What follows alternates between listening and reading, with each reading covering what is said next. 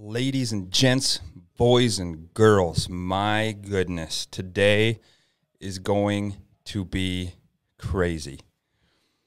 The NLX2 podcast has possibly the most popular, the smartest, the coolest, somebody that has seen the top of the top, the cream of the crop, Kenny Kaos.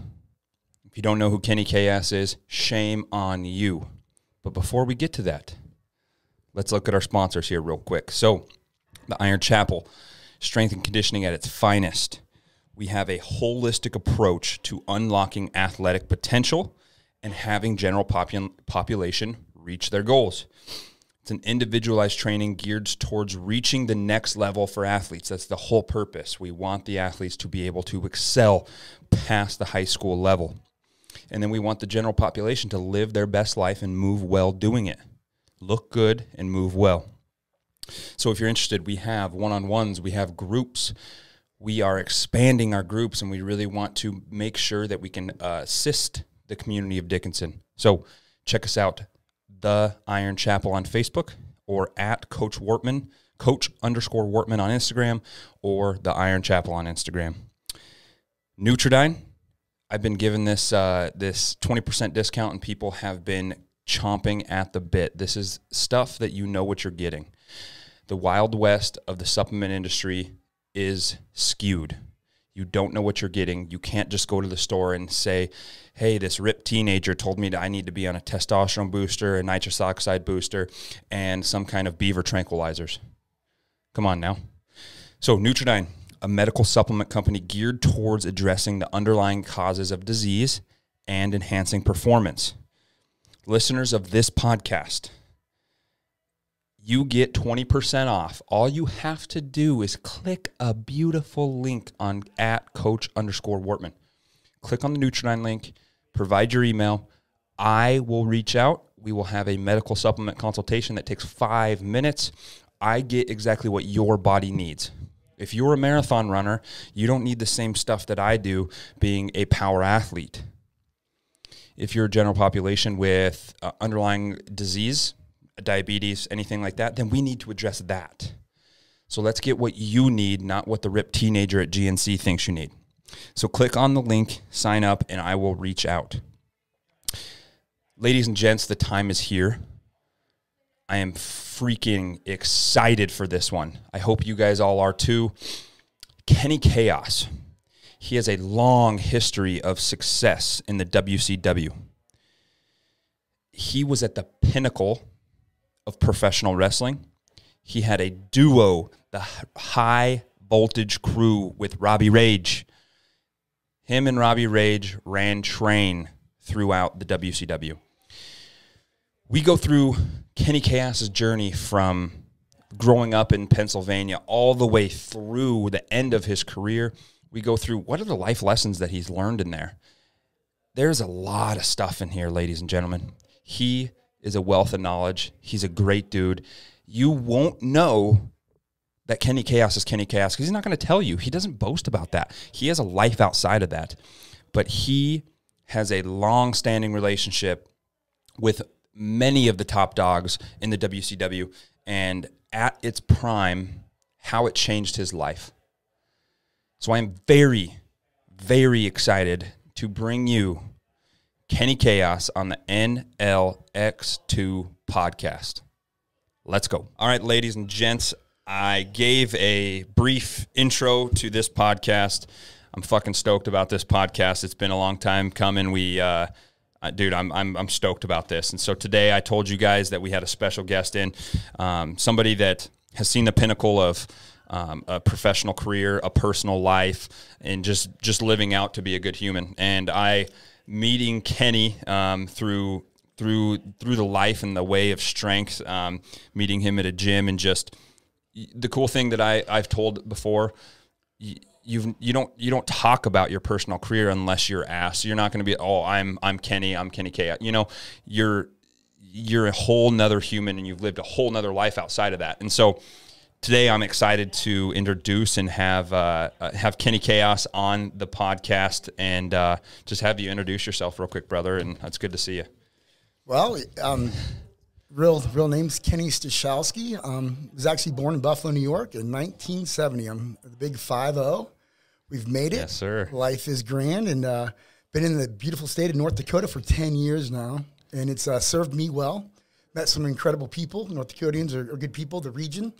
And, just, I met Colby probably about 7 years ago. Yep. At the gym when he was still playing ball at the college here, and I've watched him develop and grow up, and he's got this incredible facility here, and my girlfriend and I, Leanne, just came in and saw it for the first time, and and we're pumped for him, and I'm excited. Me and Colby started talking 6 weeks ago about getting me on here, and I was going to do it, and here we are.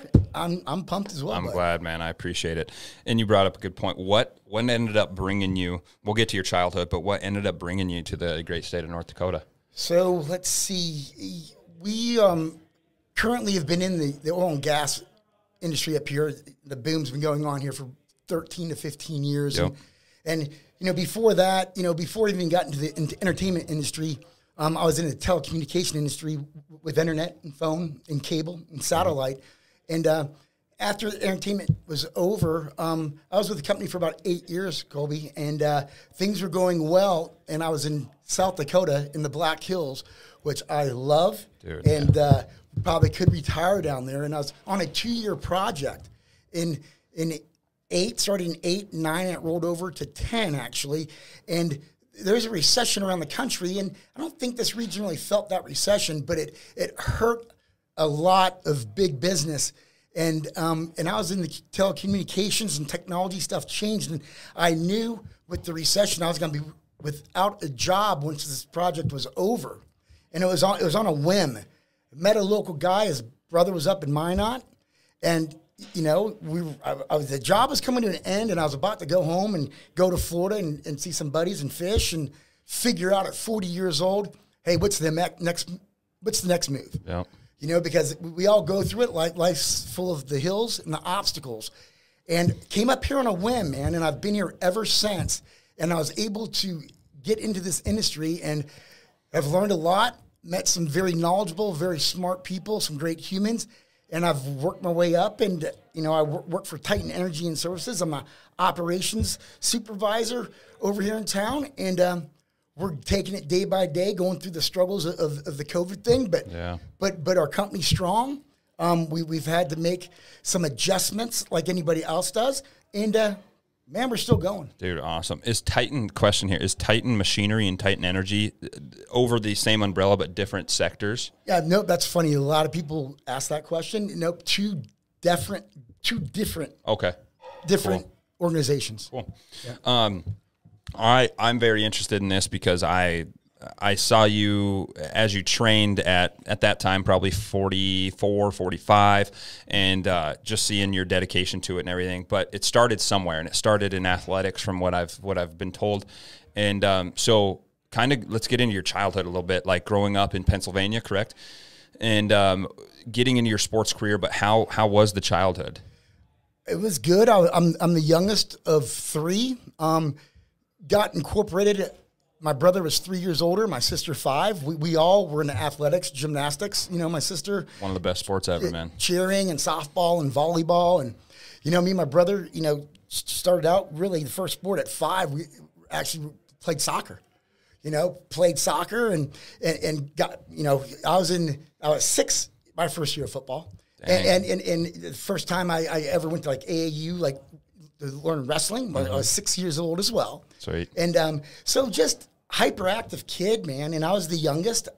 Got picked on a lot by, that's what happens when you're the young one, right? Mm-hmm. Your older brother and your sister like to give it to you. So, and they did. And like I said, man, I think the athletics was great for me just because I was so hyperactive. Yeah. And my parents wanted to burn energy. Mm-hmm. And with that being said, when you do athletics, you've been a competitive athlete, your whole life too, from a young kid. It's weird when you look back and even at 8 or 10, that the passion and the dedication, you'll see kids at 8, 10, 12, or 13 or 14 because, I'll say this, athletics are a great outline for discipline. Mm-hmm. So you can overlap athletics to life. Yep. If the dedication, the discipline it takes. when you're in high school or junior high and you're whatever sport you're playing, you're going to have the guys that take it serious. They eat, live, sleep it because they want to be the best they can be. Yep. And then you have some people that might be there killing time, and that's okay. That's okay. It's not for them. Right. And I was the guy that ate, lived, slept, breathed it, wanted to win, hated losing, wanted to be All-State, wanted to go to college. We all have dreams. Yeah, I wanted to play pro football ever since I was little. Yeah, me too. Exactly. Yep. Because you took it the same way as I did. We did it. When we're not gonna just put one foot in, just go. Yeah. And I found that I was actually a better wrestler than I was football player. But football was my passion, and so I came and played football, but they wanted me to wrestle. And same thing, I think we can talk about parallels of sport into life, but wrestling, dude. Wrestling is probably one of the best sports to just learn about yourself and learn about life, because you can't pussyfoot it. Yep. It's not a team activity. It's an individual. So it's a complete mental and physical breakdown. It will push the mental limits and to give up or to keep fighting. Yep. And that's the beautiful thing about wrestling, is being an individual sport. And I would assume, golf and tennis, that the mental difficulties and challenges these professional athletes go through, or even collegiate athletes or high school athletes. But it's a unique one because you're on the island by yourself. 100%. And all you can do is look in the mirror. And I knew this about you, but football was the thing for you. Football, was the thing, was the passion. And it's funny what you just said about football was your passion, but you were a better wrestler.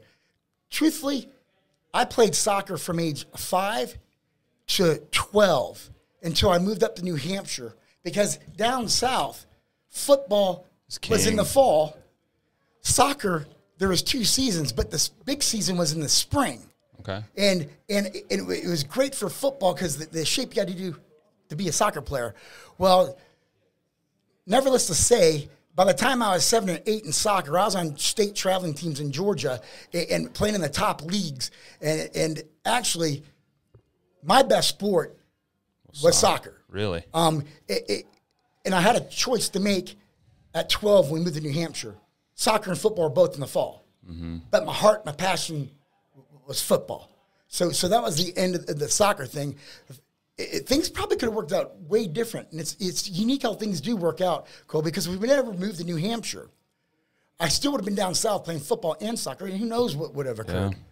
Yeah. So what was your body type? How big were you? How tall were you in high school? I graduated high school. I was 5'11" and a half and weighed 202 pounds. Okay. I was right at 5'11", 6 foot.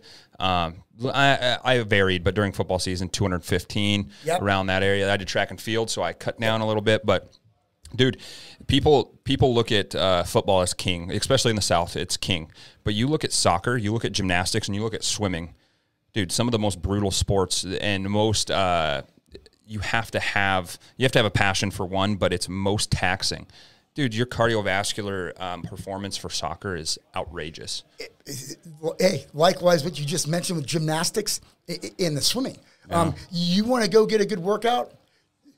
Go stare at a swimming pool and go do just 10 laps. Yep. And then get out and see how you feel. You're going to be humbled. Humbled quick. Yeah. Sports were king for you, for a lot of people. A lot of my audience is business owners, strength and conditioning coaches, and people that just love the way of the strength. And so you athletics were a staple. What was the family life like? You mentioned you moved from where you were to New Hampshire? Like, was that your parents relocating for work? How did that work? Yeah. My father was in the big business. He had a master's in finance, and we moved around a good bit, but it was always my dad manning up better in his family, better opportunities with promotions, and so we did move around, but it was always related to work and my parents doing the best they could do to take care of their children. Yeah. That's awesome. And you don't realize that until you get older. Oh, you know? yeah. Well, I'm not moving from Georgia to New Hampshire. Yep. I never heard New Hampshire. Exactly. Where's all my friends? Yeah. You know, that's the big thing. So, it was a good lesson in life too, Colby, to talk about it. For me, like I said, I was born in Buffalo, New York, but my whole family tree's from Pittsburgh. We were only in Buffalo for a year, moved back to Pennsylvania. Then we moved down to Georgia. And, my parents still live in Georgia. My siblings do, all my nephews and nieces. And that's home, not for me. I go back and travel there. But at 12 years old, to move from the southeast to the northeast, you want to talk about culture shock. I was the redneck hick from Georgia. Yep. Yeah, remember, you're going in 8th grade. And just the extremes from coast to coast to north to south in the country. Mm-hmm. It's just different cultures. But at the time, you're frustrated and angry, but you look back on it, and it was the greatest experience of my life. I loved to be able to see New England up there for 7 years. Yep. So totally different world, dude. Totally different. I moved from Wyoming to North Dakota, so very, very the same. But being on a college football team, I think everybody with all this stuff about systemic racism and all the stuff that's going on in 2020 right now, I think if everybody played on a college football team, half our problems would be gone. Those are brothers. Yeah. It doesn't matter what's going on. Yeah. Race, religion, it does not matter. We're brothers. And I think sometimes if you want to, go over to that little bit of a conversation on the divide of the country, yeah, I think that's another thing, what I said earlier to you. I think team athletics, I've done it. You're doing it now. Mm-hmm. I'm 50 years old. You cannot tell me that outline of athletics with a discipline and drive, I've transferred over to normal human life, and it's made me be successful. Mm-hmm. Do the right things through the highs and the lows, the bumps, yep. The potholes. But we're here, but that's why athletics are great. That's why, and you're right. Team athletics, it's a unity, it's a brotherhood. Yep. For the female, it's a sisterhood. It's a family. Yep. And you'll always remember this, and you're starting to learn this now too. You will always talk to certain people that you've been in the trenches with. 100%. Because you know each other well. And you trust each other. You trust each other. Yep. And I know this as much, but so what position did you play in football? Well, yep, in high school and even at junior high. Always played. I was a quarterback, and I was all-state quarterback. Hell yeah, actually. let's and go. People laugh at that. Let's go. But the weird thing about it was, on defense, they didn't want to play me at linebacker, but I played outside linebacker all the way through junior high. You wanted to save your quarterback. Yeah, yeah, exactly. So, but like I said, I'm a competitor, and football's a violent, aggressive game. I had a lot of energy, and I think being a competitor, we kind of we thrive on the physicality of the game. Yep, I miss. I tell people this. I miss, and it sounds crazy, but I miss being able to hit somebody and not go to jail for it. Exactly. And I think that's well said. Yeah, you just tee off on people, and I played outside linebacker. I was all conference in college playing backer, and it was rush the quarterback. Awesome. That was my game, man. Yep. So. Who ended up? I know you went the junior college route, but who ended up recruiting you? Who was in the top of Kenny's mind when you were getting ready to venture out from high school? Not the teams that you dream about as a kid, but so in high school, we'll start with there. Junior and senior year, was all state. Yep. And so junior year, back then the 1AA conference, I lived in New Hampshire. So you had a conference with University of New Hampshire, University of Maine, University of Vermont, University of Massachusetts. Connecticut then wasn't Division I; they were 1AA back then. Yep. So I was getting some letters from the local state team UNH. Got some letters from Maine coming out of high school, awesome. And our goal is you wanted to play Division I.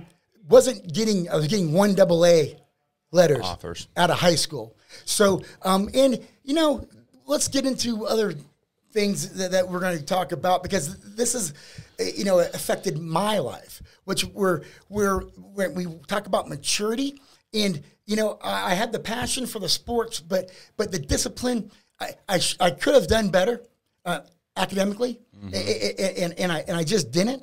And to make a long story short, I ended up going to Dean Junior College in Franklin, Massachusetts, which was a private institution. Yep. And it was probably not the best thing for me at the time, honestly, because it was 4-to-1 from females to males, and all the males were athletes pretty much. Yep. And it was a private school, so there was a lot of stuff going on to where, yes, I was into football, but the academic thing and social scene, and we've all got to hone up to it. Yep. At that time, I lacked the maturity and the accountability, and I wasn't, you know, doing the same discipline that I was putting into the athletics as I should have been for the athletics.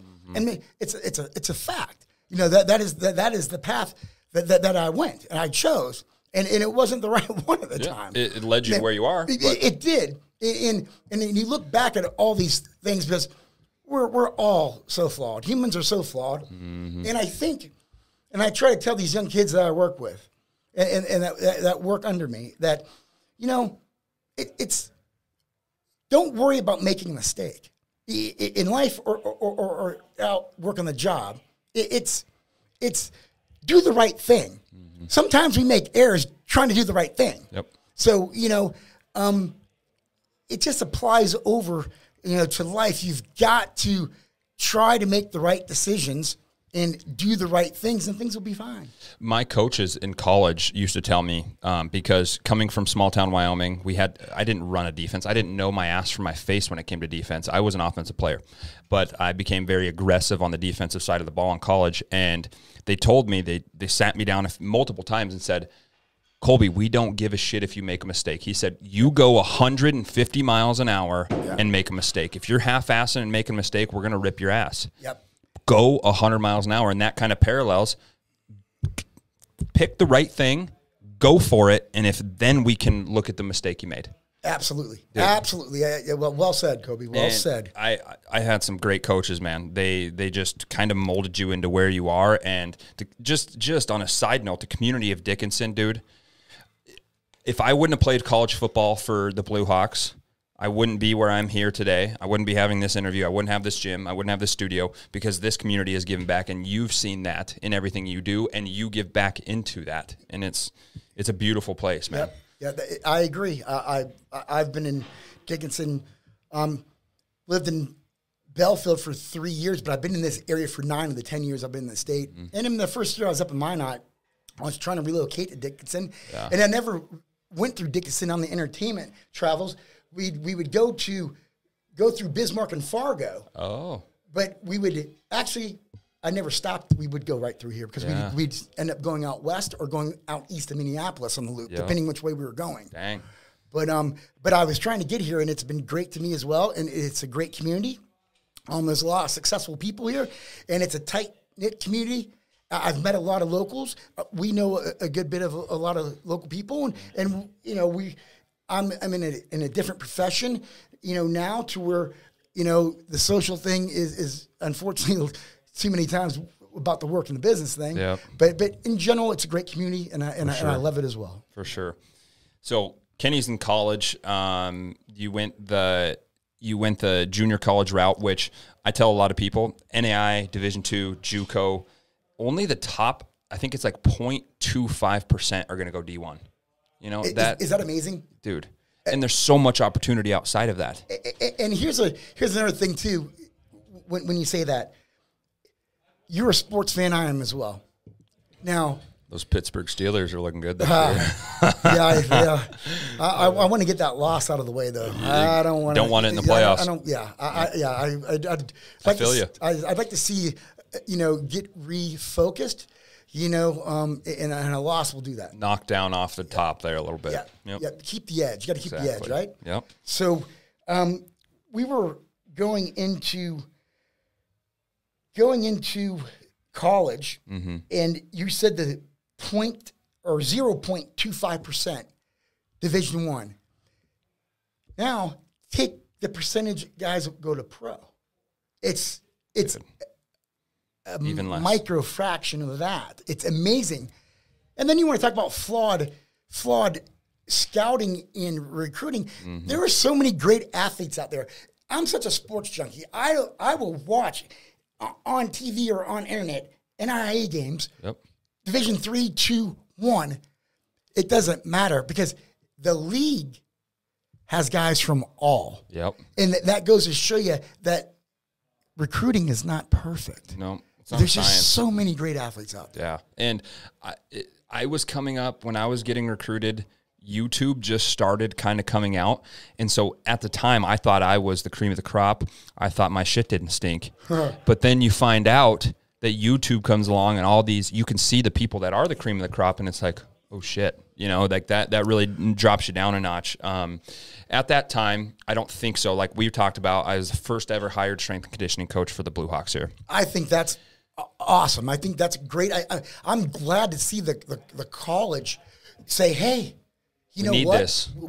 You know what? Academics is absolutely priority, but we do have athletics here. And hey, why not be the best? Yep. And let's get in place that will help us be the best. Yep. And I think that's great. You mentioned, you know, men's football. You mentioned women's and men's basketball. Mm-hmm. And then you mentioned softball. Yep. I think that's great. Dude, it's been a lot of fun. And you look at, I talk to the coaches because it's a huge relationship with the sport coaches. I have to get what they want out of their athletes. That's all my job is. That's your job. And so I asked them, I said, what was the deciding factor? So in the last 2 playoff games that the Blue Hawks had lost, we just got manhandled. We just got outworked. So they had bigger O linemen, bigger D linemen, and it was just a physicality aspect. We can fix that. Yep. And as the game wears on, the smaller guy's going to get more fatigued. Yep. And it's going to break his will probably quicker. 150%. That's all it's about. If you can produce force quicker and you're a bigger body, you win. That's it. And it sounds too simple, but that's how it goes. And so at that time, Dean Junior College in Franklin, Mass, right outside of Foxborough. Okay, nice. Was there any emphasis? I mean, obviously there's emphasis, but did they have strength and conditioning while you were there? They actually did. Dude. They did. We at the junior college, like I said, it was a private. It was very nice. Actually, junior college is a private school. They had the funds. Yep. And let's see, we had 4 coaches, you know, on the team, and we did have strength and conditioning, but at the same point, you're going to get their outline and do some stuff, and then you might have different philosophies. Hey, I know I need to get quicker. Mm-hmm. So I know I've got to do more stuff for the footwork. Yep. You know, because, you know, I'm feeling I've got to do more. You know, because I want to go Division I. I got to get a little quicker. I can't run a 4.6 40. I got to get down to 4.52, man, or 4.5. Yep. You know, you have to. And that's the competitiveness in that person. That's you know, the drive. And that's what I liked about coming to a college. Everybody was like that. 90% of people. Yeah. There's obviously gifted people, but the 90% of people, I need to get better at something, X, Y, and Z. Aren't the gifted people the ones that make you the most upset? I think for me, in the history of my life in athletics, the gifted ones that aren't going out laying it 100% to get better and they're still successful most of the time. Here's a prime example of me at junior college. 2 guys. Freshman year, a gentleman named Michael Sternovan was from New Haven, Connecticut, a receiver, 6'4", 220 pounds, ran a legitimate 4.3 240. And I remember my first practice as a freshman at JUCO. And make a long story short, when I went to JUCO, I wanted to play offense. And after the first couple of days, boom, your defense. And so I was actually a strong safety. There you go. The first year, we had a really good, strong safety at JUCO that actually ended up going to the University of Mississippi on a scholarship. So they wanted to get me on the field, so I actually played free safety. I played free safety my freshman year, and guess what in practice? I had to go against this gentleman named Michael Sturman from New Haven, Connecticut. This guy, arm span was a good 6'10", 6'11", ran good routes, had great hands. Ended up going to Virginia Tech, played his last 2 years. Great school. Yep. Ended up playing his last 2 years at Virginia Tech, and probably was a leading receiver his junior year and second his senior year. I think he had a tryout in the NFL, but never made it because he didn't really ever go lift it. He was just a freak. And then here's another one too. My second year, this kid ended up second in the nation in '93, named Chucky Dukes. Played at Boston College after he left Dean, and I played with him his freshman year and my second year at JUCO. And same thing from upstate New York, incredible. And he had a great college career. And same thing, he had an opportunity for pro, didn't make it, but never see him lift a weight, never see him try to do some agility plyometrics. And he ran like a 4.55, but had incredible lateral quickness movement. Yeah. And but those are the ones that I think that irritate me more, that are so gifted. And you say to yourself, if I had that gift, guess It'd what? Be over. Yeah. Well, dude, I don't know about you. I can't put words in your mouth, but for me, I was never the best. I had to work for that. And I told people when I first got to college, I didn't know my ass from my head in this defensive check. So we had Coach Hofflin every single week. We had different checks for different offenses, for different formations, everything. That's how college is. And I didn't know what was going on. I told myself, I said, if I'm going to be this stupid, I got to be tough. Yeah. Just got to be tough, because you have to set yourself apart. And I had to work for everything, every single thing. And I'm sure it's the same way with you. And it's tough to see that ultra talented. I played with some Samoan guys. Oh yeah. Yep. I know Dixon, you guys have had your share. Yep. Dude, just the most talented. Not saying that they didn't work for anything, but man, if they could have just put in that extra 1% every day. Well, one of the best D linemen that I ever played with. This is a wrestler, Rikishi. Yep. So Sefa, Yep. It was his son, and he played All-American stud. And he's actually he's in the lower, I don't even know how it's worked right now, but in the lower level of professional wrestling, and his brothers are the Samoan dynasty right now. Yep. Which is pretty cool. Yep. And I knew that. Yep. I knew those. He had some sons that went to school here, and I was aware as well, though. He's definitely trying to get into the business, and I think he's probably out on doing some independent stuff.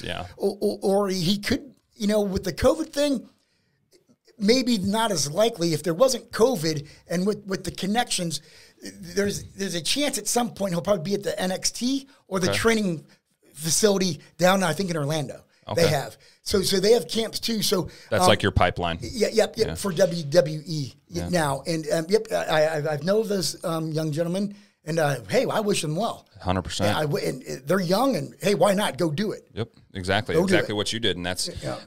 And that's kind of where I think it's very interesting. You had this career, you had this football. Football was king. That's what you wanted to do.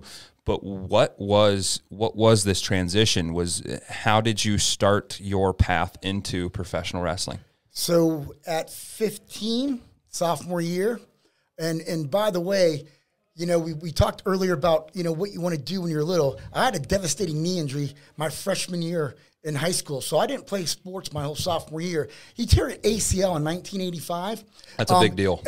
It was such a big deal, Colby. I was in a cast. I was on crutches for 14 weeks. In a cast for 7, had it cut off, and then I was in a huge, massive walking splint on crutches for another 7 weeks. So you want to talk about atrophy, 14 weeks. You've experienced atrophy. I remember seeing you with atrophy after your knee injury. Shrunk. So 14 weeks. That thing looked like a chicken bone. Yep. Psychologically, I was freaked out. I was like... And it was splint. You couldn't have any movement in it. Yeah. That was it. Yep. It was it. Atrophy galore. It took me. It was the best thing that I did miss sports. There's no way I would have been back in a year. Yeah. So 2 years of just busting ass, going to therapy, but going to Kenny's therapy outside of therapy. Exactly. Around the clock. But I honestly, at that point, started watching wrestling on TV, and I knew after that devastating knee injury, I had to wear a big, was called a CTI brace. It was designed when Joe Theismann tore his knee out in the late 60s or early 70s. It was a massive clunk of metal, and it was state of the art. At that point, it became titanium. It was titanium. It was lighter, but still, it was a clunker that interrupted movement, speed.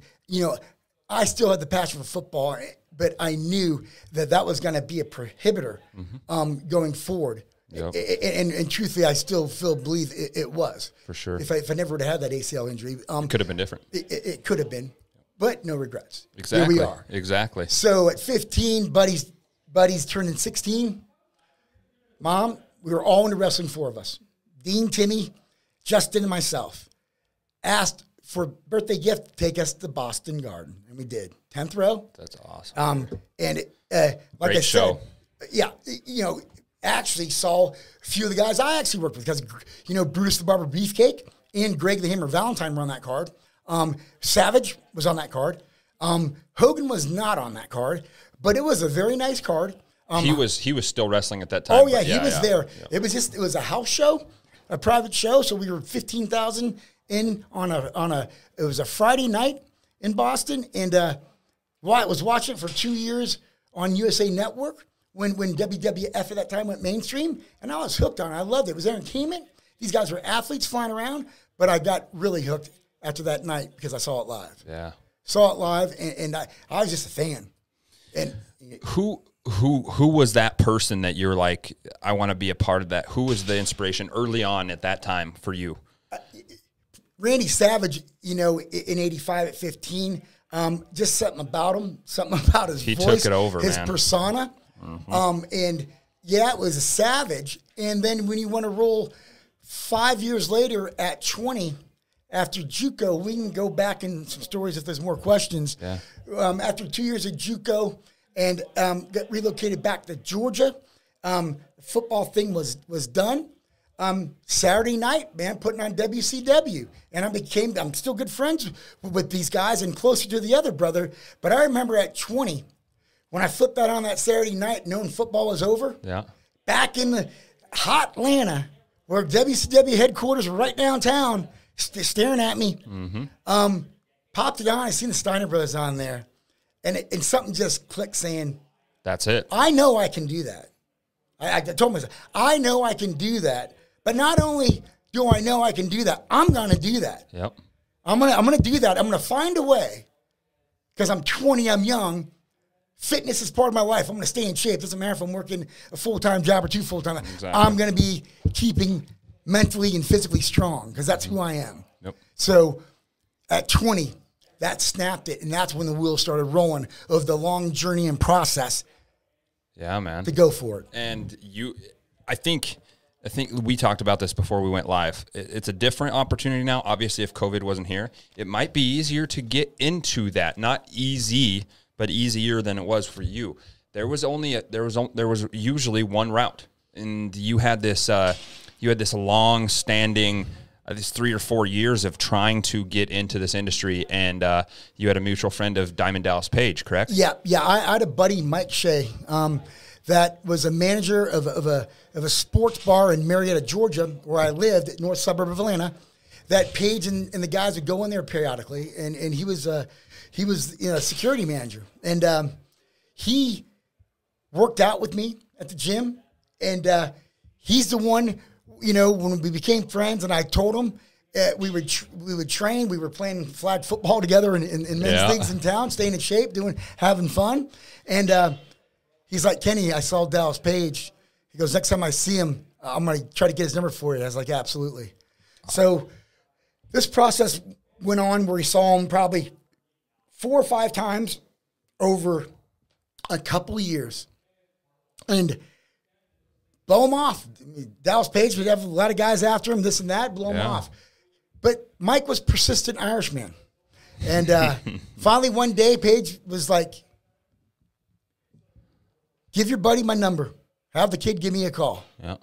So this is 2 years. This is now I'm 22, close to 23. Mm-hmm. Close to 23. Paige doesn't call me back, leave a couple messages. He finally answered the phone. Had a conversation with them, and he just went through how this worked. He said, if you are really interested in attempting this, which I think you are because your buddy's been hounding me for years, he asked me my age, told him, almost 23, athletic background. He said, this is what you got to do, bud. I'm going to hook you up to the head trainer. Jody Hamilton was his name, and he was the assassin of the Assassins tag team. Yeah. That was big in the 60s, big in the Southeast with AWA, NWA, Texas Wrestling. He actually ran the power plant, and there was 3 trainers, and the head instructor that was out on the ground was Sergeant Buddy Lee Parker, who had a contract with WCW, but he was really the facility trainer of breaking guys in if they wanted an opportunity to try to make it in WCW. Yeah. And so I had to go through all this stuff, Kobe. I had to first send in a resume with all my athletic background, accolades, age. Had to sign a waiver that there's a 4-day tryout, a 3-day tryout, Wednesday, Thursday, and Friday. You got to go get a physical, have a doctor clear you, sign a waiver saying if you get injured or maimed, you cannot pursue legal activity on the company. Yep. And then on top of that, you got to pay $500. So after talked to Paige, he hooked me up, gave me the information, and then he talked to him a couple more times, and he goes, well, when are you going to do this? We have it quarterly. He goes, I'll tell you something, Kenny. The best thing you can do is to be in the greatest shape of your life. And I'm talking about mentally and cardio-wise. Yeah. And he's like, I don't tell people this, but it's an incredible amount of endurance and mental breakdown work. And I said, okay. And challenge accepted. So exactly. So we, it was about another 7 months before I went through my tryout process. Really? Bobby. And if you want to, engage in that conversation, we can continue forward. Hell yeah. Let's do it, man. Engage in this one. So I'm ready, man. I'm, at that time when I went into that tryout, I was probably right around 228 to 233, depending on what day. Yep. But I was in prime cardio shape. I mean, I dropped about a good 10, 12 pounds. I mean, I was doing heavy plyometrics, man. I was doing a lot of stretching, doing the casual jogs. I was still hitting sprints. I wanted to accelerate that heart rate, bring it down. Yep. I'd go to the track and do 3 miles. I'd jog a half mile, do a 100-yard sprint, walk a quarter of a mile, do a 200-yard sprint. I was getting in shape. Yeah, man. And so I did. And at that time when I tried out, I was 24. And I was in prime shape, man. I was best shape of my life, probably. And thank God, because I realized real quickly I needed to be. Yeah. And or it would have been a bad deal. Damn. So I roll in here, ready to go. Some 24-year-old kid, green, and boom, I walk in this facility, and like I said, it's an airplane hangar. It is a massive old warehouse in the city on the north side with 3 wrestling rings, a massive weight facility. Damn. And they gave you no background of what you were going to have to do. Just be in good shape.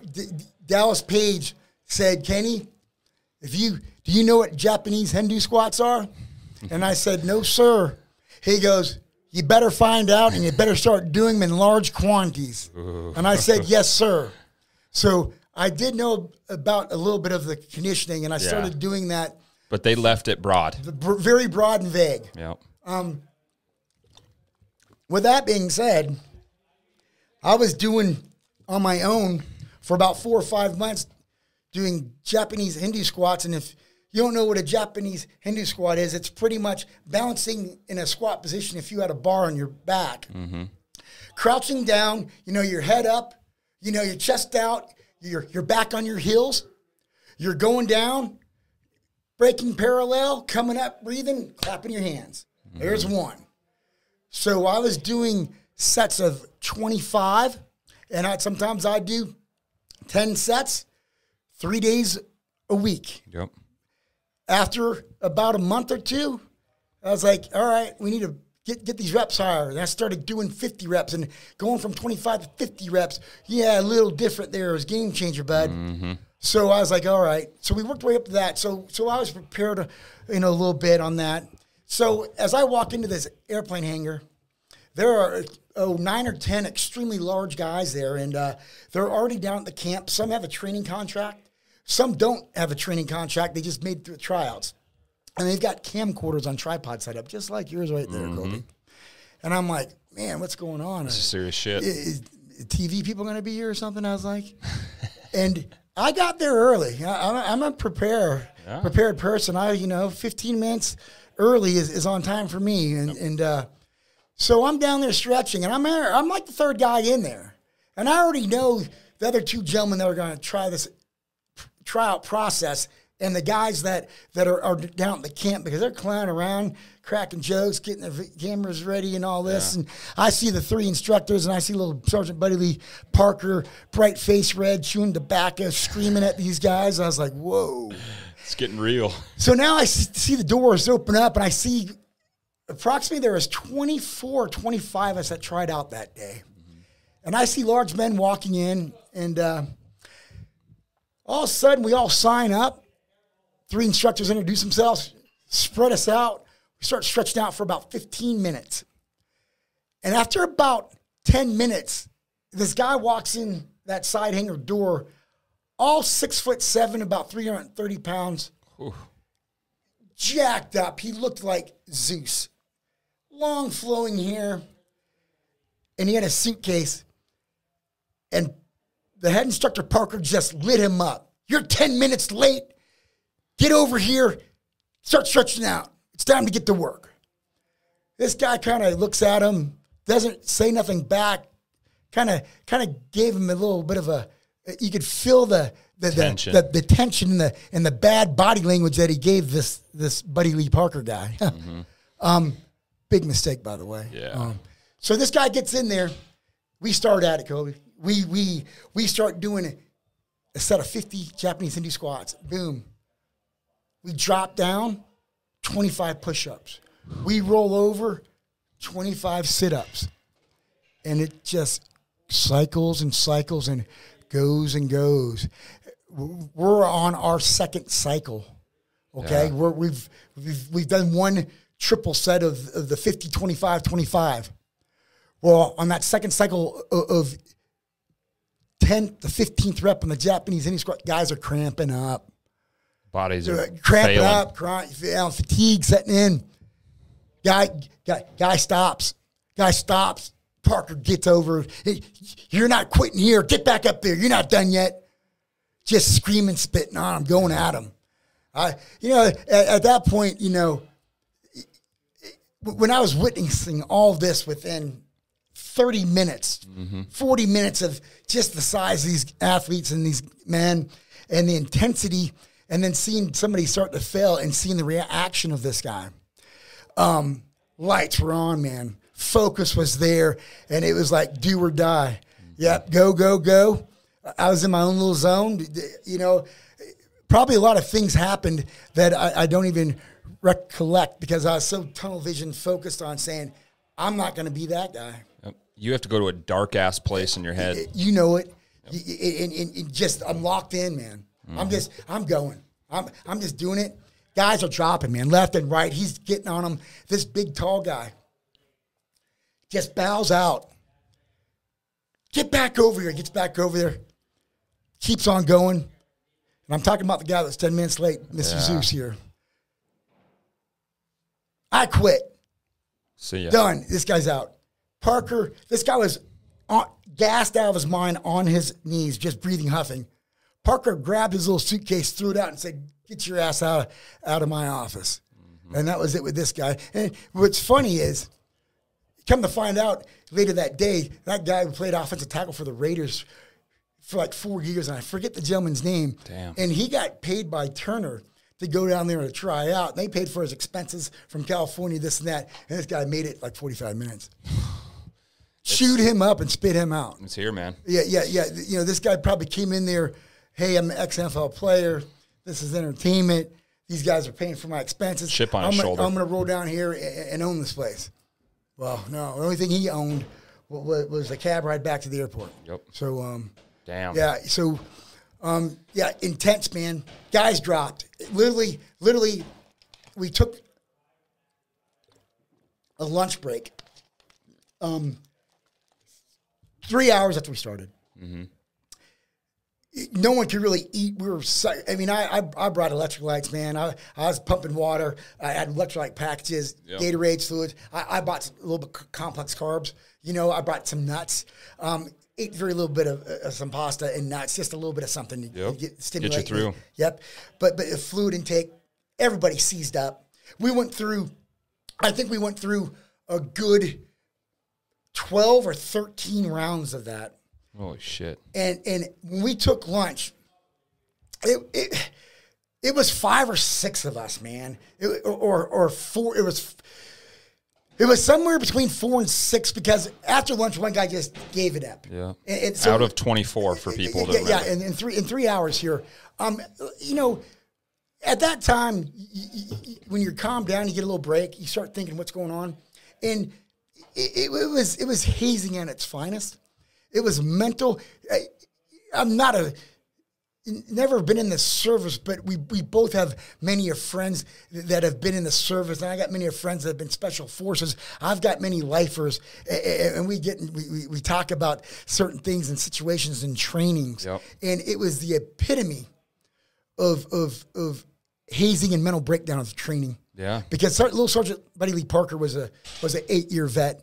And was a special forces guy. Yeah. So, this guy's a little badass. That's all I knew, man. And so it was breakdown. Physically, mentally break you down to see what you have inside you. Mm-hmm. And it was brutal. I just had an encounter like that. So this block right here, this thing right here means more to me than a lot of things that I carry in my life. So there's the Power Athlete Block 1 coaches experience. So there's only 130 coaches in the entire world. This is England, Germany, all over Europe, and all over the United States, 130 in the world. I had the opportunity to become a Power Athlete Block 1 coach. So John Wellborn, he played 10 years offensive line for the Kansas City Chiefs and the Patriots. Know the name well. Yes. I'm a sports mark fan, passion for it. So he built this company. Awesome. He built this company right here. So long story short, you have to perform their methodology. You have to perform in front of these coaches, and it's a big deal. It's a huge deal. They only allow 20 people the opportunity a year. And so I fly down to Austin, Texas, kind of the same thing, pay for my way, pay for my Airbnb, and it was $500. And I go down there, and they kind of keep it low in wraps, so I'll kind of skip over some of it, but 5 a.m., dark as shit, out in Austin, Texas, in this park. Just rained, can't see. All we see are headlights and cinder blocks. Grab a headlight, grab a cinder block. So long story short, we go through this workout, and I just had to go to a dark place in my head because my body has started to give up. Oh, yeah. My body's given up. I just got to stay here. We had recon Marines. We had Naval Special Warfare. We had medical doctors, we had physical therapists, and then me as a strength coach. And luckily, I ended up getting my block, became a Block 1 coach, 130 in the world. But anyways, what year was this? Just a few months ago, man. Yeah, John Wellborn hand welded that. So he hand welds them for the people that pass. Not only a Pro Bowl tackle, he's got a decent weld. Yeah, exactly. I'm on borders all day long. Great. So getting that through the airport, they think you were carrying some weird shit. Yeah. Hey, that's awesome. Yeah, that's so cool. It's really cool. It means a ton. Man. It means a ton. And so we're in there, and this littler guy, I'm one of the bigger guys there, little guy, probably $150, just owns his own gym. Everybody knew that he was very arrogant, kind of the same way, but he didn't have a reason to be arrogant. He's a tiny little dude. We're doing this exercise. And obviously, the stronger you are, the better you're going to do. He's struggling, and you can't see any of the coaches, you don't know if they're behind you because it's pitch dark out. So you have to perform 100% of the time. You don't know when the spotlight's on you. And I'm next to him, and he starts giving up. And this coach comes over by him, and he says, Coach, I can't do it. I can't do it. Explicit language here. The coach looks down at him, looks him in the eye, bends down because the coach is about 6'6". He said, shut the fuck up and find a way. And walked away. He said, shut the fuck up and find a way. And that is that mental breakdown. People don't realize, haven't gone through that. I think everybody needs to go through something like that. You know, just what? Like this tryouts. I do too. The words that come in my mind whenever, I tell that story to people. It's it's probably the most humbling experience I've ever had in my life. For me personally, and for others, everybody in that room, it gave you a different perspective. Mm-hmm. And because you saw all kinds of different egos and attitudes roll in there. But then you saw just grown men crawling out literally on their knees. Yeah, I think it's a great experience. I love that story. I did not know that. Yeah. I congratulate you, Kobe. I think that's fantastic. And like you said, you just went through that literally months ago. Yep. And you will always remember that experience. I always remember that experience. It's sometimes we still get sidetracked or so. We're human beings. Mm-hmm. Sometimes we still feel sorry for ourselves. I've got to tell myself, what that guy just said. Exactly. Hey, Kenny, shut the fuck up. Find a way. Get back on the fucking road. Yep. Get back on the path. And that doesn't have to be professional. That could be work. That could be relationships. Everything. Life in general, Kobe. Dude. Yep. Life in general. It's 100%. And then, so that was a great experience, man. The Dickinson Press got a hold of me. They did a whole thing about it, and it was cool. It was a lot of fun. But you hit it on the head. There's Navy Special Warfare guys giving up. There's recon Marines giving up, and that's a cool thing to hold on to. Yeah. And so obviously we know that you had this great career. So you were one of the good dudes that made it. You were one of the dudes that made it. And I find this story very interesting because there's nothing guaranteed. You had nothing guaranteed. You made it through this tryout, and I'll let you talk about it. But pretty much pay me some money and you get an opportunity kind of deal. Yeah. It was we called this a one-sided opportunity deal. Yeah, no shit. So my options were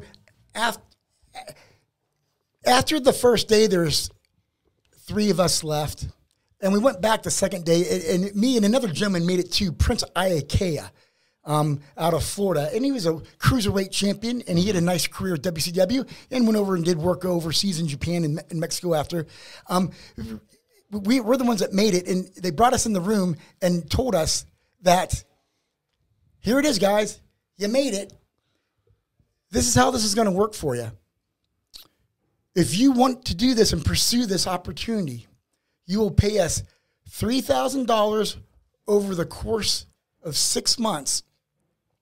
You will be down here a minimum of 10 to 12 months to 14 to 16 months, 5 days a week, 8 to 4, 40 hours a week, like a 40-hour job, with no compensation, just the opportunity. So I was like, I knew what I was going to do. So I said, Mr. Hamilton, I'm going to take up your opportunity, but you're going to have to give me, 3, 4, 5, 6 months, but no more than 6 months. Mm-hmm. I'll start the power plant. Yep. He's like, I understand. I've got to save more money. Get prepared for the long haul that I realize that I'm going to be going through, making it or not making it. Yep. So I ended up working about another 3.5 months and quit my job. And I had a good job, 24 at that point. And I was with the company for 2.5 years doing the telecommunication business, and had great insurance, and it was a good job, man, for a guy 24. I was making good money, but we put that on side there, and we went down there, and the bad thing is you want to talk about the sacrifice of the debt. You knew it. I'm going to be here a year. Got some money in the bank. This ain't going to last forever. So, on the weekends, I'd bartend or check IDs in the city at clubs, hustle some money. Yep. Maybe one school night I'd call it, going to the camp. I might be bartending or checking IDs. But pretty much racking up credit cards. Yeah. And by the time in the year, because after 10 months, we got exposed to going to TV and getting paid, still not in our contract yet, getting paid nightly fees, getting paid, and I was like, oh, I'm rich. Oh my God, we're getting money coming in. Sometimes I'd go to TVs and do 2 tapings and get double. I was like, whoa. Yeah. Hey, so I had about 25 grand debt with not a contract yet. Damn. Oh, and then you get the naysayers around you. Oh, he's too small. Oh, he's not going to work. He's not going to make it. No way.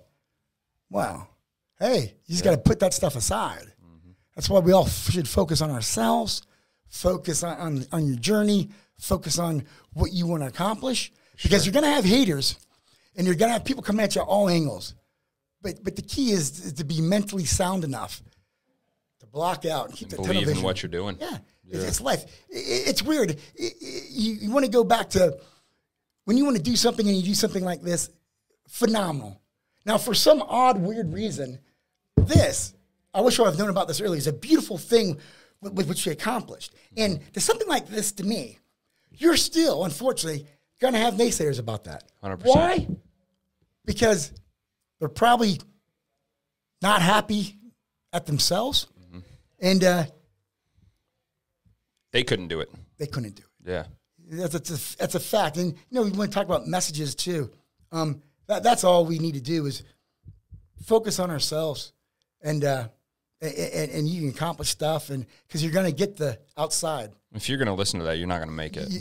That's why they're there. It's the epitome of not to get too off the subject on this, but good people and bad people. You can parallel it to. I parallel it to angels and demons. You're either an angel or you're a demon. Yeah. It's very black and white to me. It's how you live your daily life and everything you do and pursue. How you treat others. You're either selfish or selfless. I say it all the time because it's reality. That's very black or white. And it is, Kobe, and it's so true. And through 50 years of this process and evaluation, I've done I'm not the one to pat myself on the back. I've done a lot of good things through the progression of my life, but at the same time, I've done bad things. I've made poor decisions. But you know what? I've never, ever put the blame on somebody or somebody. You hone up.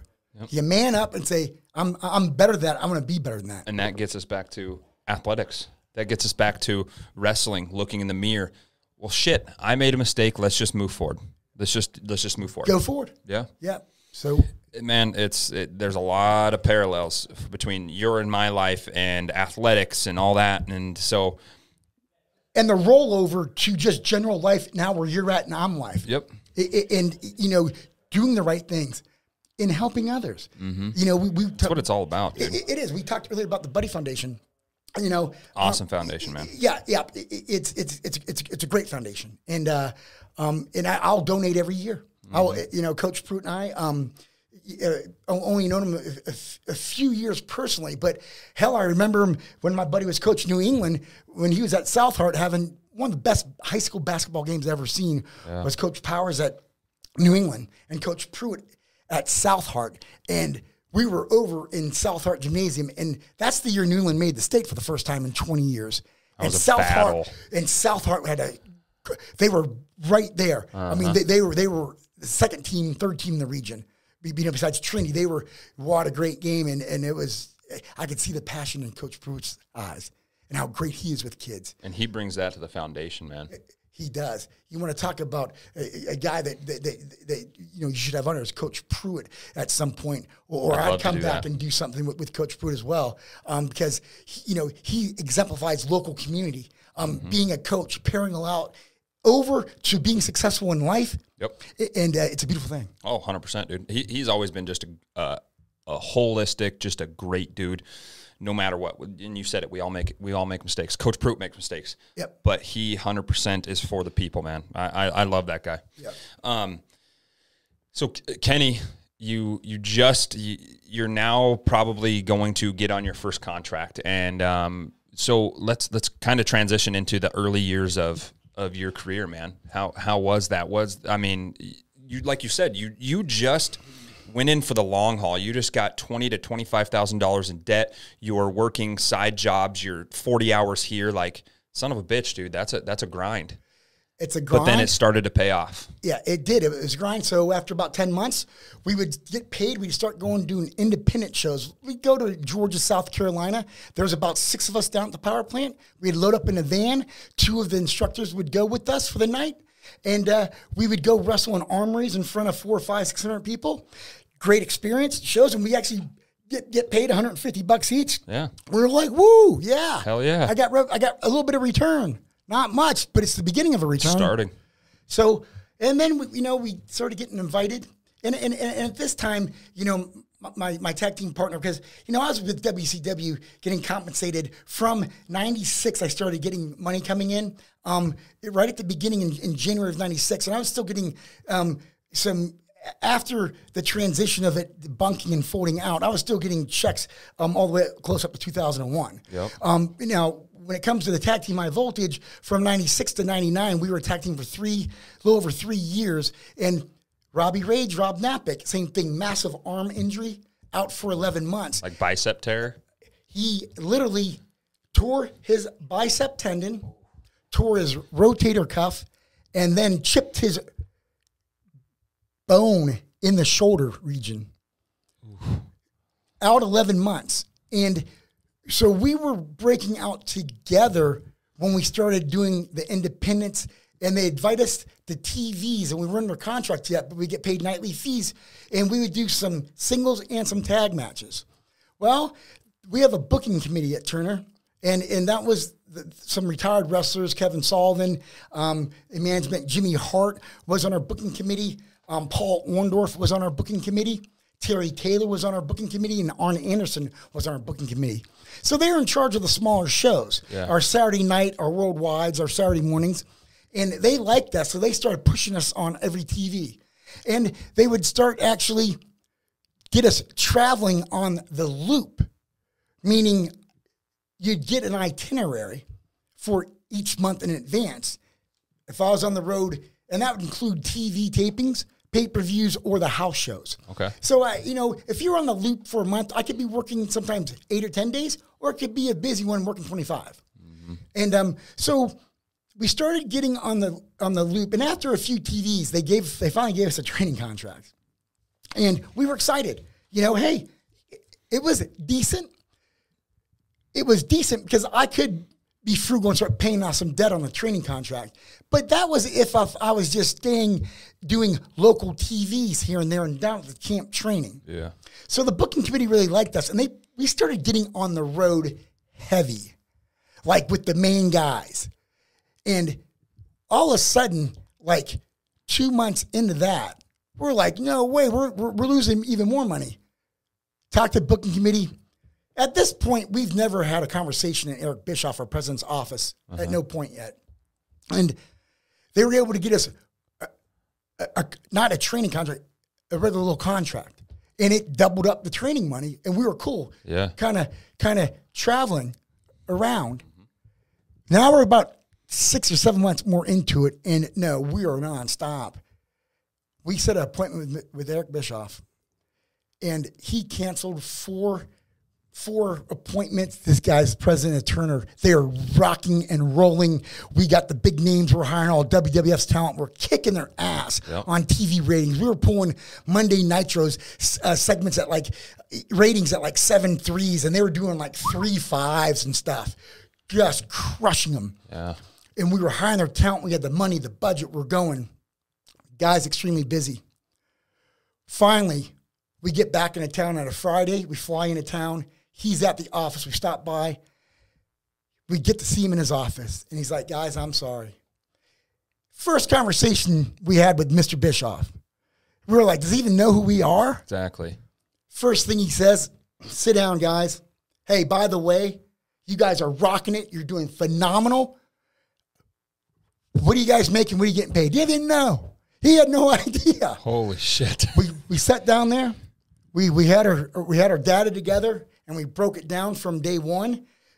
Because when I started the power plant, Robbie started the week after that. Okay, so pretty much the timelines of the time down there, because he moved up from Florida, was the same, and the TVs and the independents. And when they started pushing us on the loop, we were a tag team. We'd still do some single matches, but we were a tag team. That was the majority of it. Yep. And they started giving us wins and stuff.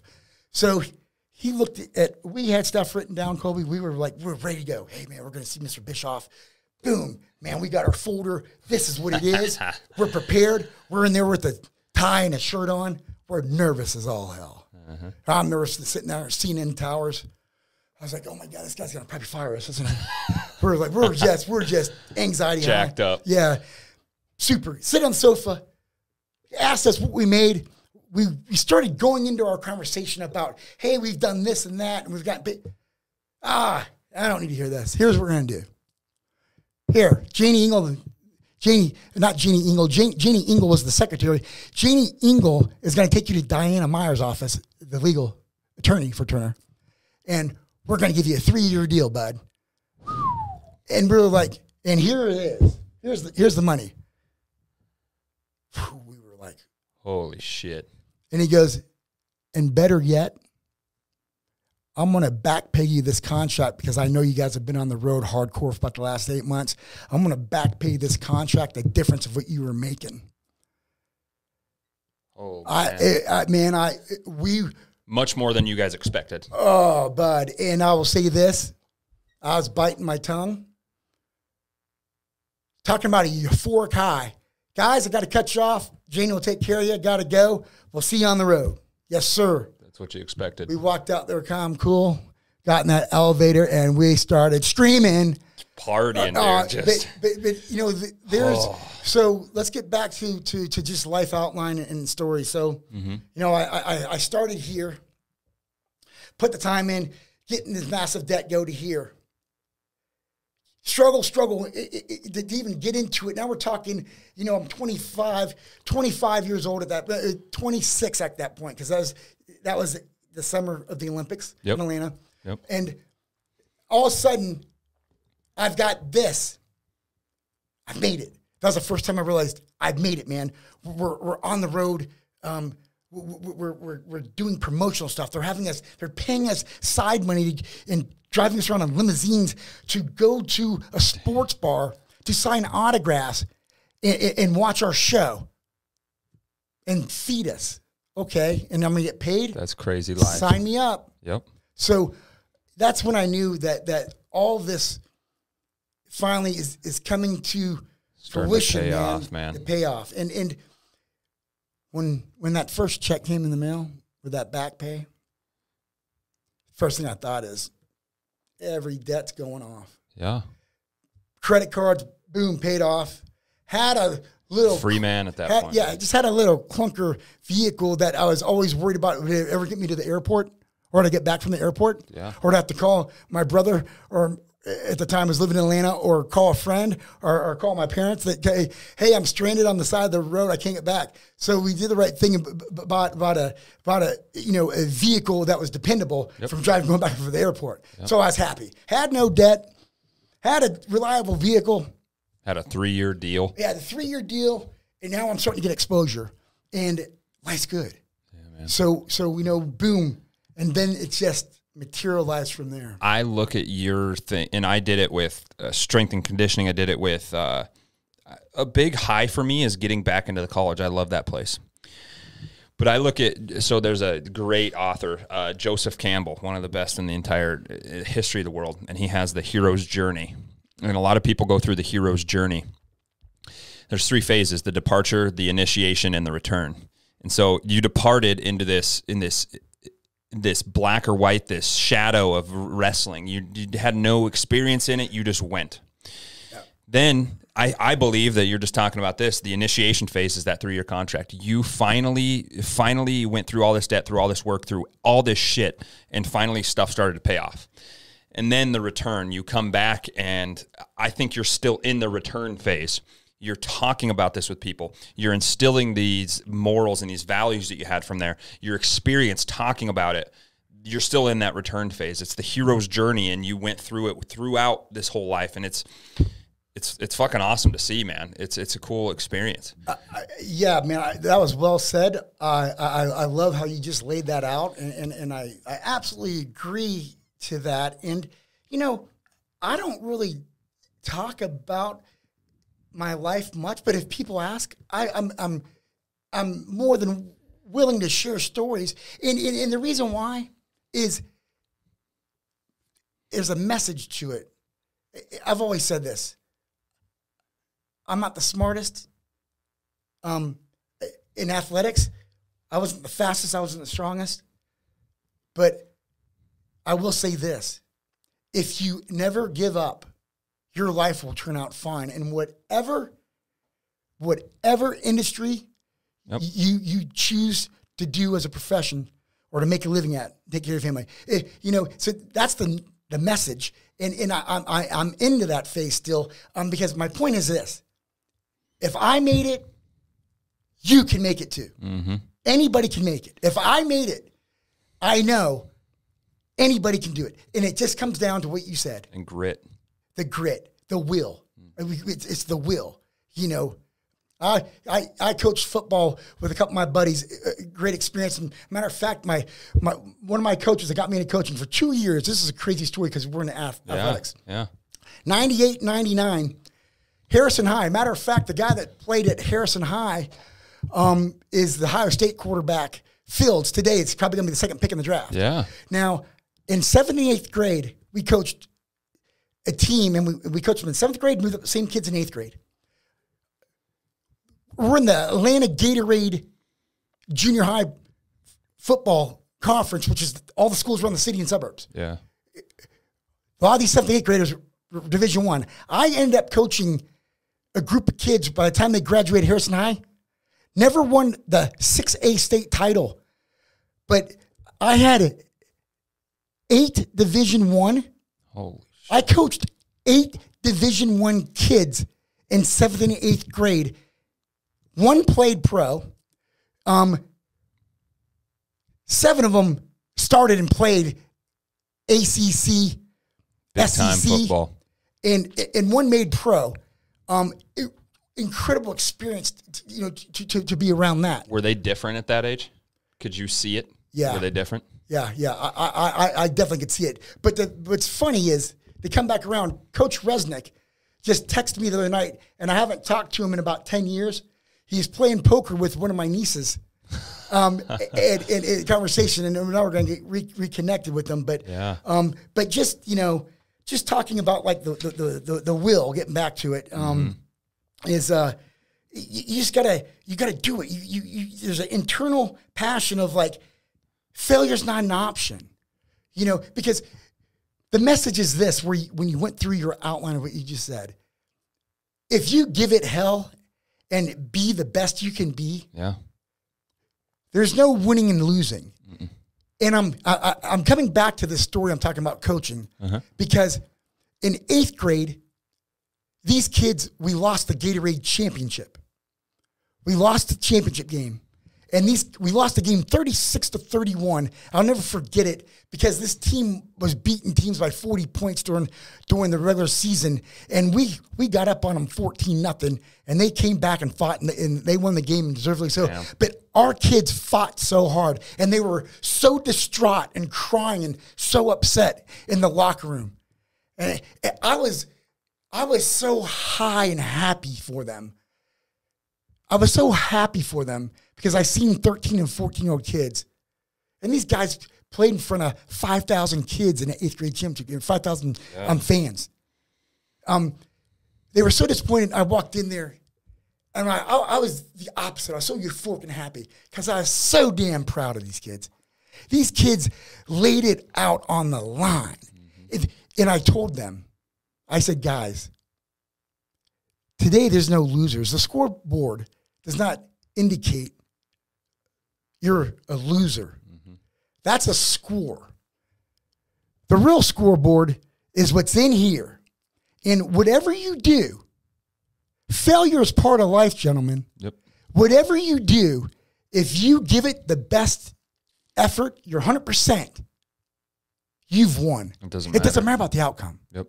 See, that's the mindset. Yeah. You know, that's the mindset. John Wellborn, who played in the NFL, I was telling you about, he has this mindset, and I bring it. You'll hear all my college athletes say and talk about this. We break every huddle in the weight room saying this, and it's called move the dirt. As long as we're moving the dirt as a team together or even as an individual, it doesn't matter. So some days you're going to get a spoon, and some days you're going to get a backhoe. Some days you're going to get a shovel. But as long as we're moving the dirt, that's all it's about. Yeah. That's all it's about. And you talk about you were excited for these kids. You were euphoric for these kids. They just went through a failure that is going to propel them way further than the guys that were on the other side of the field. Absolutely. Yep. I had Bryce Meredith. He's a huge wrestler. So he wrestled for Wyoming, made the state or the national championship twice in a row, lost twice in a row. When he was in high school, I knew him because he's from Wyoming. Never lost a match, undefeated, 4-time state champion. Very arrogant, very full of himself. And he'll tell you that. That's not me saying that. He lost in the championship, and he says that was the best thing that's ever happened to him. He lost in Madison Square Garden in front of 50,000 people. Best thing for him. Yeah. Best thing for him, man. Yeah. Humbling. 100%, dude. And I guess because you had that all the way through. You had it in your professional career. You had it in coaching. You have it in life. And a lot of times in what you were doing, injuries were the things that really killed people. Killed people. Absolutely. I want literally. Yes, exactly. Literally. And I want to get through. We'll get to injuries, but I want to have you talk about the naysayers that say it's just entertainment. It's not a physical sport. It's not that. I want to know like the science that goes into it, the physical preparation, and just to make an entertainment piece, just to make this overarching piece. But you have to hit the ropes at the right place. You have to hit them at the right place of your body, the right velocity. Yeah, we'll get into the detail right now. I like how you broke that down, and just this goes parallels to what you just said about your experience coming out of high school. Hey, I'm this offensive running back. I want to be they're going to put me in a defense. Hey, go 150 miles an hour. We don't care the outcome. Yep. Okay, so pretty much in the process of the technique of wrestling, that's the reason why I was going to be down that power plant for 10 to 16 months, 40 hours a week. See, your coaches on the field, they did not want you to think, Colby. Just go. They wanted you to react because you're going to get more positive out of the reaction, but you're not going to get a lot of positive out of the stopping and thinking, the deer in the headlights. Mm-hmm. Wrestling parallels the same with the training. Really? Okay, so that's why the hours and hours and hours. And let's start off with the first thing you said was fake. No, I've said this, with Dallas. It was no, it's not fake. There's a lot of great athletes that do this. Ex-athletes, all these guys have athletic backgrounds. These are large men. Yeah. They are coordinated. They have agility. They have strength. They have size. They have speed. So the mathematics, you take it, and it doesn't matter if you have cruiserweights, a guy in there at 185 pounds and a guy in there at 210 pounds. If somebody is going a certain mile per hour off the rope in one direction, and then on the oncoming direction, you have a guy coming at 18 miles an hour. Yep. There's going to be impact, velocity, force, and then something's going to have to give. And it's the human anatomy. Yeah. So it's violent entertainment. I cannot stress that as much. It is violent entertainment. And the injuries are real. Good way to put it. It's just, the injuries are real. We wish it was fake. Oh, no one would be injured. Seriously. I want to see broken necks. I want to see blown out discs. Broken backs and all everything. of it. some of the worst injuries that are lifelong, man. I'm going to deal with my injuries lifelong, and same as you. Yeah, absolutely. And I, you've seen yours.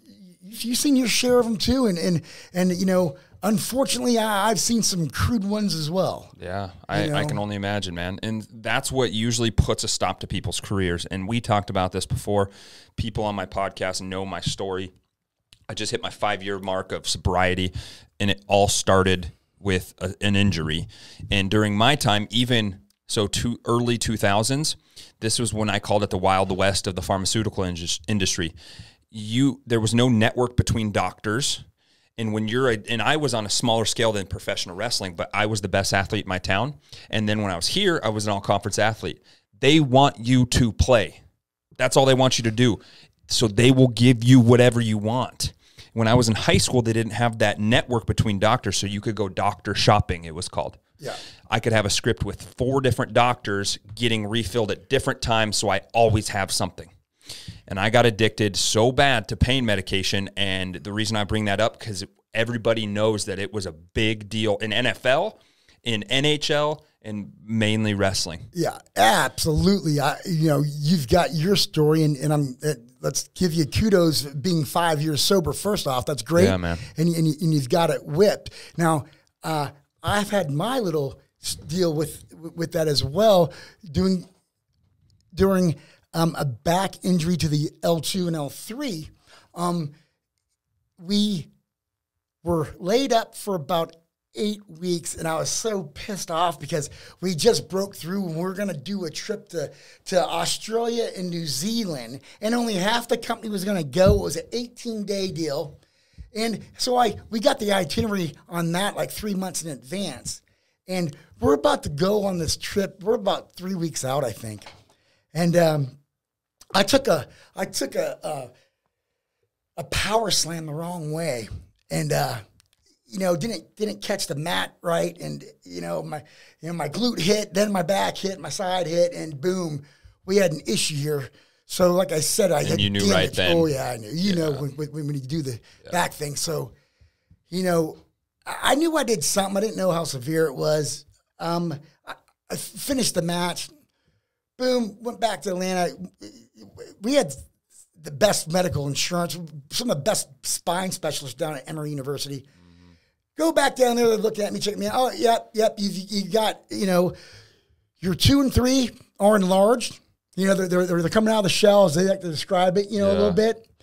And they're like, I don't think at this point you're going to need surgery, but you're going to need therapy, and you're going to be out of work here for 4 to 8 weeks, and we'll reevaluate this. Well, first thing I'm thinking is, I'm not missing Australia, New Zealand. I know that. Yep. I'm on that. I'm going to that for sure.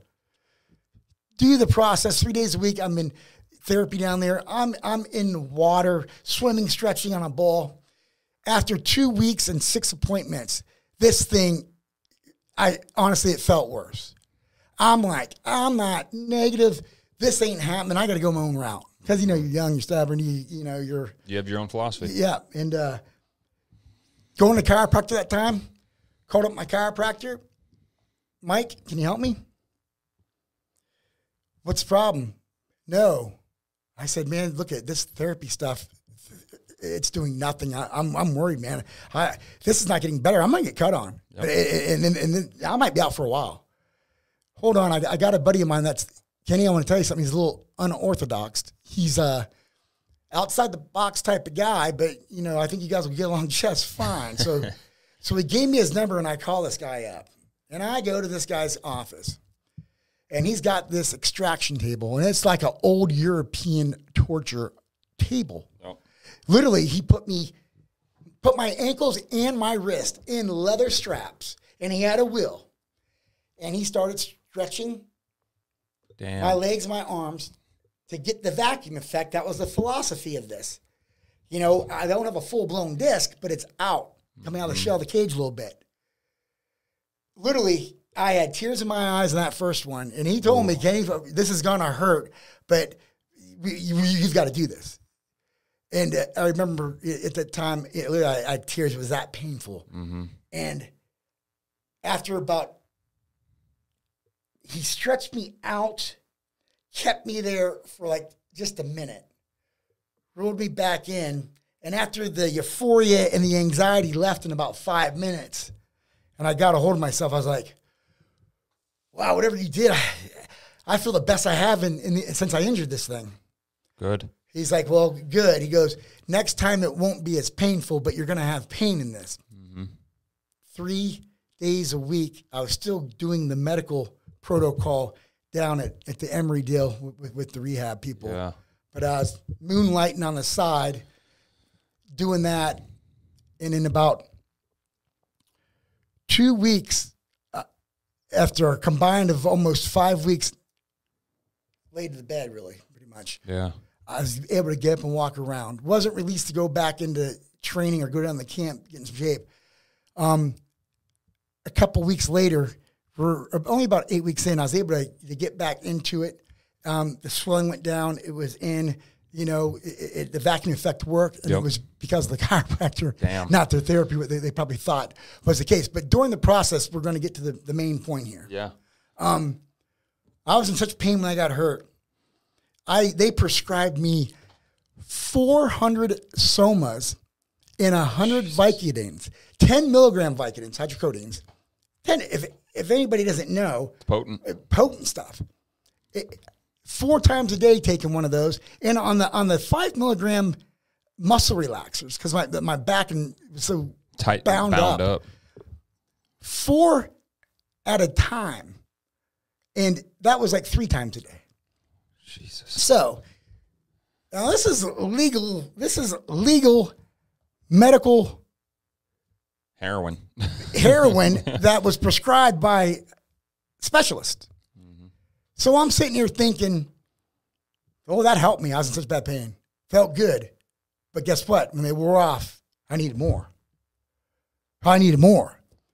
So I took them, and pretty much I became a legal junk bomb. And thank God I was a junk bomb for only 7 or 8 weeks, Kobe. Because I remember when I got off them, I started sweating, and the withdrawal started kicking in. And I'm like, what's going on here? I must be sick. Oh, my God, I'm not on the medicine no more. Going through withdrawals, Boom. man. Call up the doctor's office. I was like, man, I don't feel good. Well, you're going through well, what can I do? You drink fluids, don't get dehydrated. Let it play out. Stay isolated a little bit. Don't drive. 4 days, good to go. But I'm telling you something, that 96 hours was hell. It is. Well, it was hell. And we can even go back before that. You want to talk about the early 2000s. How about the 90s? You think, hey, being a 25, 26-year-old kid into an industry where I'd watch these guys on TVs and being around them, and I'm talking about I worked with all the top guys for those 5.5 years. I knew them. I lived with them.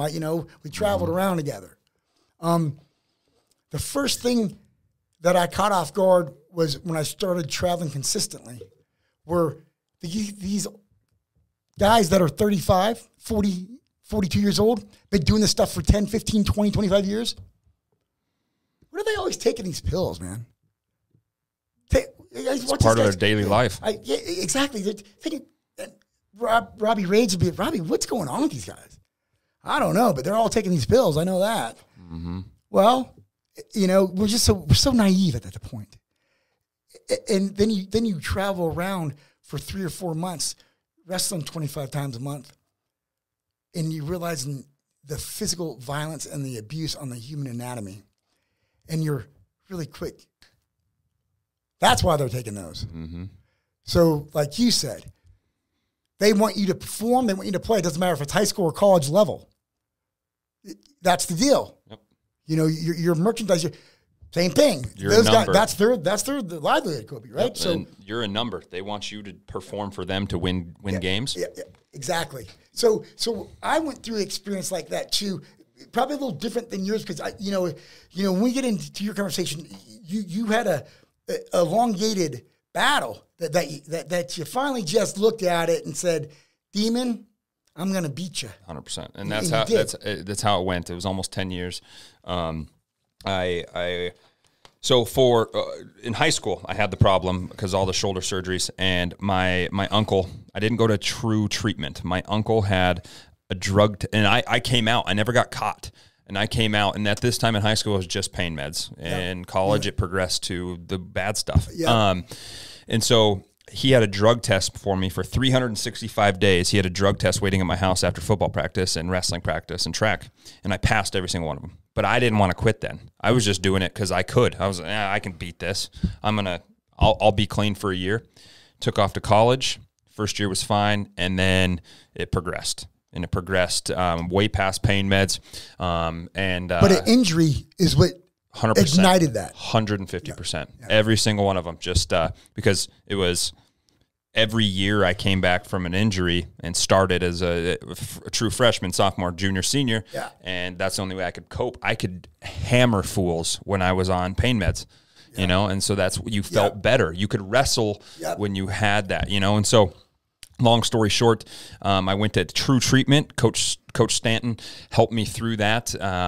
Went to the hospital with me on withdrawals, and I came forward, and I had to pretty much just say, fuck it. I have to beat this. I'm not this person. I have to beat this because it's not me. And long story short, I was able to do it, hit 5 years. But I think a parallel between you and I, health, physical fitness, and strength and conditioning was always a staple. Even when I was an addict, I would I got to go work out, and then I can get trashed. Yeah, exactly.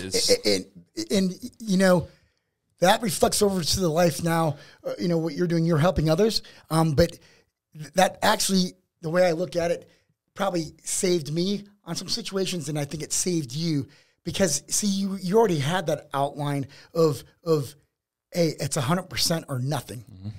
You know, I'm full bore or I just don't do it. Yep. You know, you're probably very similar to me. I don't take upon something. I don't half-ass anything. No. Because I just won't do it. I don't care if it's making the bed. If I want to make the bed, it's gonna be a damn good looking bed. It's gonna be a good looking bed. Yep. You know what I mean? So it's like it's just messages that I see that you're passing on, and that I try to pass on. You know, people listen. We're at an adverse time. You know, the COVID-19 thing. I think we're gonna start. We're still in the trenches with the battle of this thing, but the light's there in the tunnel, and I think by the late summer of 21, I think this is going to be more totally normal. In the world. Yeah, we're back to normal. Rear view mirror shit. But the message people get right now, there's, you know, still a lot of people out of work, unemployed. It's fall time. People get depressed. I think you're the type of guy, Kobe, the same as me, is I like to pump people up and say, you know what? I don't like to hear people bitch. You think you got it so bad? You think you got it so bad? I'll tell you what. I'll buy you a flying ticket, an airplane ticket. Let's go down to fucking Africa. Yep. Or let's go over to the Middle East and see how children are living, and you tell me how fucking bad it is. So you stop crying, bitching. You know, sometimes it's good for all of us to be put in place, even me and you. If it's by my girlfriend or if it's by one of her daughters, you know, it's good. We can all fall into that rut pretty quickly. Easily. And it's just good. It's good that I think we're here to remind people. For sure, man. Let's be grateful. But you know what? Whatever we do, let's focus and do it right. Because as long as you can get up in the morning and look in the mirror and say, hey, man, I'm good. Life's good. Great day to be alive. I'm good. Let's go. Yep. You know? That's all you need. And a lot of people have come to a crossroads now with COVID-19. We came to a crossroads. We shut our whole gym down for 2.5 months. Like, it's a weird time to be 26 and owning a gym, you know? And so you came to a crossroads towards the end of your career. It was like, I have opportunity to possibly maybe get another contract or be done. Yeah. How did you, I mean, crossroads are the best thing that we can have for ourselves. At that moment, it doesn't feel like it. That was your identity, damn it. Yeah, exactly. That was your whole identity. So you want to talk about crossroads and same belief. Crossroads are the scariest thing humans can go through because it's unknown. It's unknown, but it's that gray area. It's a beautiful thing. You find out a lot about yourself. Crossroads, I found, you know, over the transition of it was a crossroad process for about 10 to 12 months for me. And because I started here, I went here, I had this. I'm on TV, I'm on video games, I'm on baseball cards. Yeah. You know, I got merchandise and I'm doing this, I'm doing that, you know, making a great living. You got all these people around you. Man, you got I got people, donate to this. Hey, man, come invest in this. We can make some quick money, you know, or, hey, let's get in the side. But man, they come at you strong. And so like when you're there before the crossroads actually take place, you have all these people around you. And then guess what? In the transition happens, Kobe. It gets dark. Not many people around. Nope. So that's the beauty about the crossroads and the dark place, the transition. You've learned a lot about yourself, the mistakes that you've gone through and made. And then you really know who your friends are and who the ones that are going to care for you and help support you. Mm-hmm. So that's a beautiful thing about it. It really is. We all go through it at different levels and different stages, but every human being does. And at the time, like you said, it's a hurricane. It's horrible. But as you get out of the hurricane phase, it's what happens a beautiful after thing. It's an opportunity. More growth and opportunity.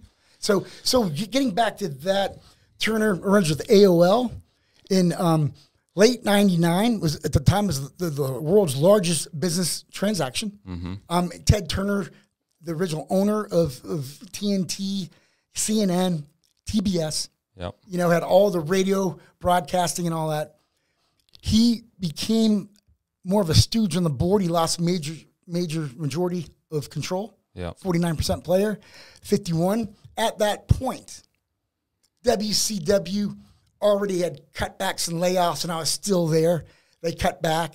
And then when that merger happened, AOL said, yep, let's look through the itinerary of the last 7 years, the money we produced, the money that it cost, having a roster payroll, you know, from when it kind of started getting big at 15 or 20 million, you know, up to 40 or 50 million.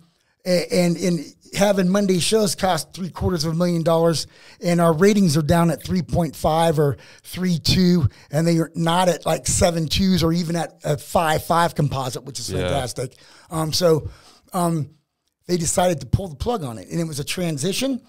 So I got let go after re-signing more contracts under 3 years of, in my contract, that was the majority of the roster.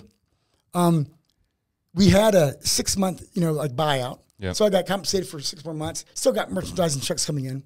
But I ended up losing out on, let's see, probably about 21 months of a new deal.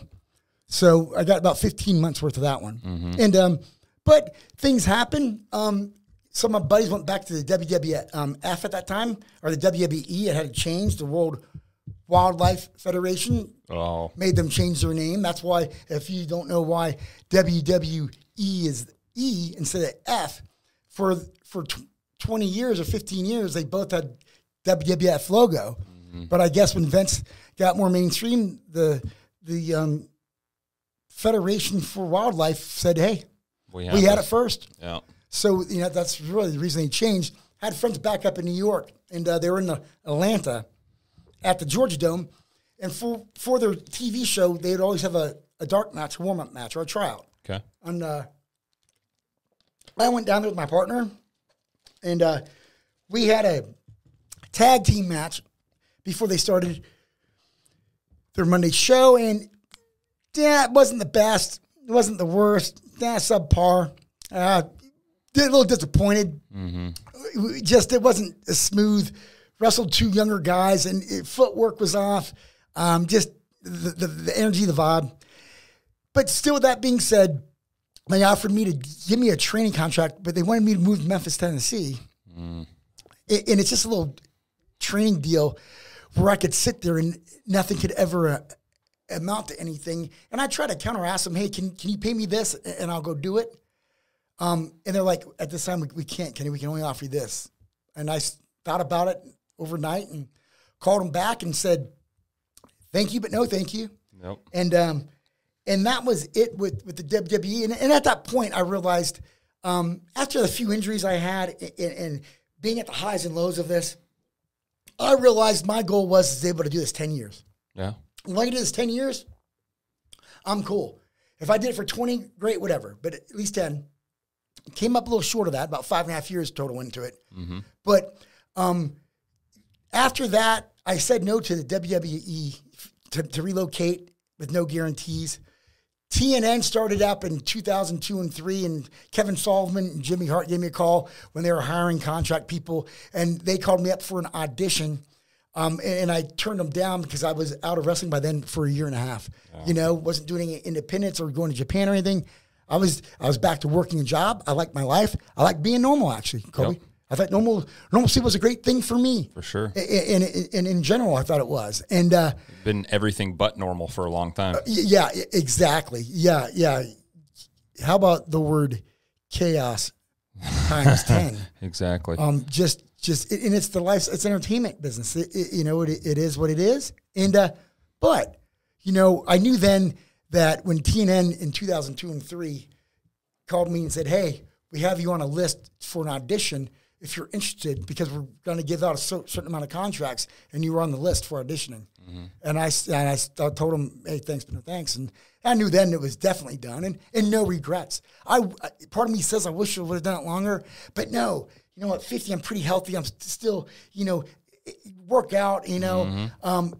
I can move fine. I have a little limitations with the abuse my body's taken from sports, but we all do. Yeah. So you learn to work around them. Mm-hmm. And man, things are just good. I like to pass messages. I love to be able to sit here and I'm very grateful and very appreciative to bring me on your podcast, because I knew I wanted to do it. I just matter of when schedules work. And I'm humbled and I'm grateful that it interests you to talk about, some of my life. And more importantly, I think I found out today, I think we're very similar, because it's not so much about my life or your life. It's really about messages. Mm-hmm. Can we pass messages on to younger people or even older people that might be down, that might deal with some depression issues or just need a little foot up their ass sometimes. We all do. Exactly. Need it, and it goes back to the message. If you've done this and you've survived COVID at being a business owner, hey, anybody can. They can do it. What I did in my past, if I did it, I promise you, there's an outline that you can do whatever you choose to do. Just do the work, man. Roll up the sleeves, man. Let's do it. Let's go to work. Yes, sir. Yeah. Man, it's a freaking pleasure having you on. I loved everything about it, and it turned out even more than I expected. At the end of most of the podcasts, I ask a question, and it's kind of just like a little creative question. And I'll give you my spiel about it after I get yours. But if you were a kitchen utensil, what kitchen utensil would you be and why? It's a doozy. That's a unique question. So, if I was the utensil, I think I would probably be. Think on it, man. Yeah, I think I've come up with it. I think I would be the whipper. I'd put the. That's a new one. Yeah, and I think the reason why, I think, just I like to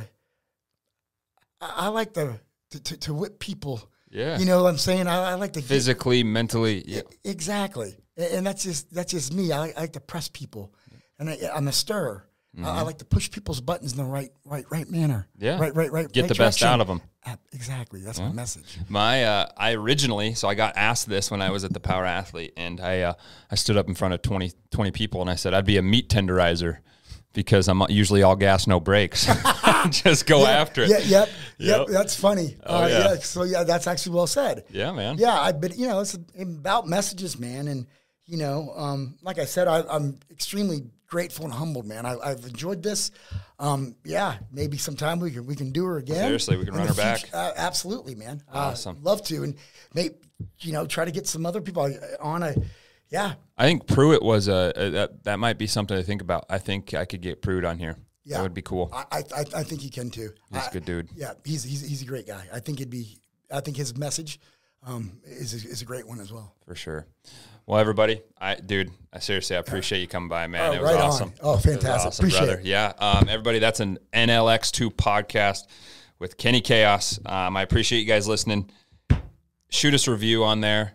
That's what keeps it going. Shoot us a review. It was a freaking blast. If you guys have any questions, reach out to me or Kenny, and that's a wrap. I appreciate it, man. Thank you.